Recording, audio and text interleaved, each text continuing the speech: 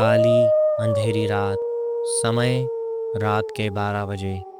उत्तर प्रदेश के एक गांव में रूही नाम की लड़की अकेले ही कहीं जा रही थी। लगता था जैसे वह अपने होश में ही नहीं है। चलते चलते वह गांव के शमशान के पास पहुंची। वहीं पास में एक झोपड़ी बनी हुई थी।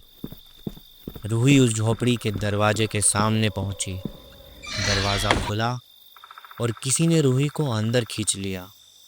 उसके बाद वहाँ चारों ओर गूंजने लगी रूही की चीखें, जो कोई नहीं सुन पाया। रात भी थी। वह सुबह गांव वालों ने एक लाश नदी किनारे पीपल के पेड़ पर लटकी हुई देखी। लाश रूही की थी। गांव में यह खबर आग की तरह फैल गई। रूही के घर वालों का रो रो कर बुरा हाल था। सारे गांव में सन्नाटा पसर गया। हर कोई बस रूही की मौत की ही बात कर रहा था और बात कर रहा था इस पेड़ पर इसी तरह लटक कर मरने वाली जवान लड़कियों की, क्योंकि यह इस तरह की पहली मौत नहीं थी। इस तरह की कई लड़कियां पहले भी मर चुकी थी, पर क्यों और कैसे, यह सवाल आज भी एक पहेली था।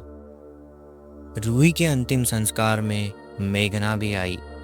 रूही और मेघना एक ही स्कूल में पढ़ती थी और दोनों अच्छी दोस्त थी। रूही की मौत से मेघना को बहुत बड़ा सदमा लगा। उसने ठान लिया कि अब वह गांव में होने वाली इन मौतों का कारण पता करके ही रहेगी। कुछ लोग इसे भूतिया मानते थे और बहुत से लोग तो मरने वाली लड़कियों के चरित्र पर भी उंगली उठाने लगे थे। पर मेघना यह बिल्कुल भी मानने को तैयार नहीं थी कि उसकी दोस्त रूही आत्महत्या कर सकती है। कुछ दिन बीते और एक रात गांव में खूब बारिश हुई और सुबह से गांव में फिर शोर मच गया। एक और लड़की की लाश उसी पीपल के पेड़ पर लटकी हुई थी। गांव वालों के पीछे पीछे मेघना भी वहां आ पहुंची और उसने वहां कुछ ऐसा देखा जो शायद कोई और गांव का व्यक्ति ध्यान नहीं दे पाया था। उसने देखा पेड़ पर लटकी हुई लड़की के पैरों के निशान बारिश की वजह से वहां छप गए हैं। वह कहीं से चल कर आई थी। वह निशान गांव की तरफ से नहीं बल्कि शमशान की ओर से आए थे। मेघना ने उन पैरों के निशानों का पीछा किया। उसने देखा वह निशान गांव के पास बनी हुई उस झोपड़ी के पास जाकर खत्म हो गए थे। मेघना ने सोचा, यहाँ तो तांत्रिक रहता है जिसके पास गांव वाले झाड़ फूंक कराने अक्सर आते हैं, पर यह तो लोगों की मदद करता है, यह किसी को क्यों मारेगा। गांव में मेघना का घर शमशान की ओर जाने वाले रास्ते पर ही था और उसने सोच लिया था कि अगर लड़कियों को तांत्रिक ही मार रहा है तो वह ज़रूर रात में उसके घर के सामने से ही जाती होंगी। अब वह रोज़ रात को जागकर खिड़की से रास्ते को ही देखती रहती कि कहीं कोई लड़की शमशान की ओर तो नहीं जा रही। एक रात 12 बजे के करीब जब मेघना अपनी खिड़की से बाहर देख रही थी, तभी उसने रिया को शमशान की ओर जाते देखा। रिया इस तरह चल रही थी जैसे उसे कोई होश ही ना हो। मेघना ने उसे आवाज़ दी, पर जैसे रिया ने कुछ सुना ही नहीं। मेघना उसी वक्त खिड़की से बाहर कूदी और रिया के पीछे पीछे चलने लगी। उसने देखा कि रिया उसी झोपड़ी के पास पहुंची और तभी झोपड़ी का दरवाज़ा खुला। मेघना एक पेड़ के पीछे छुप गई। तांत्रिक झोपड़ी से बाहर निकला और उसने रिया का हाथ पकड़कर उसे अंदर खींच लिया। मेघना का शक यकीन में बदल गया। उसने सोचा, पता नहीं अगर वह लौटकर गांव से किसी को बुलाकर लाती है, तब तक यह तांत्रिक रिया को कहीं मार ही न डाले।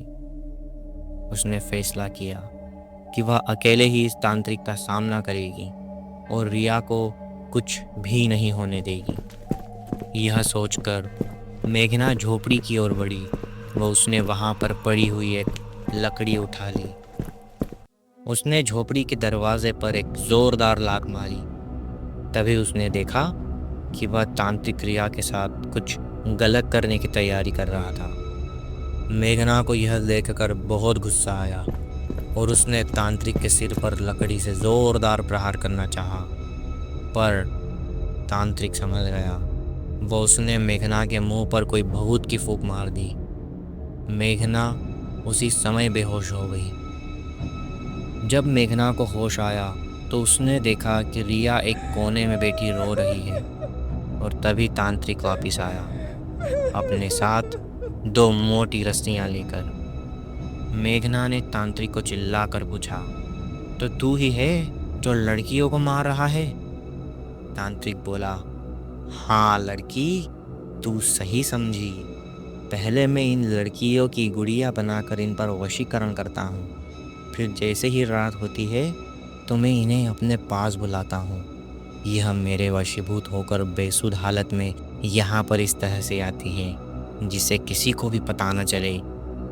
फिर जैसे ही ये यहाँ आती है, मैं इन्हें होश में लाकर इनके साथ संभोग करता हूँ और फिर से वशीकरण का प्रयोग कर इन्हें यह रस्सी देकर कहता हूँ कि जाकर उस पेड़ से लटक जाए।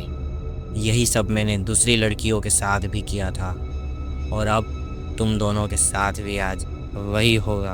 हा हा हा हा हा।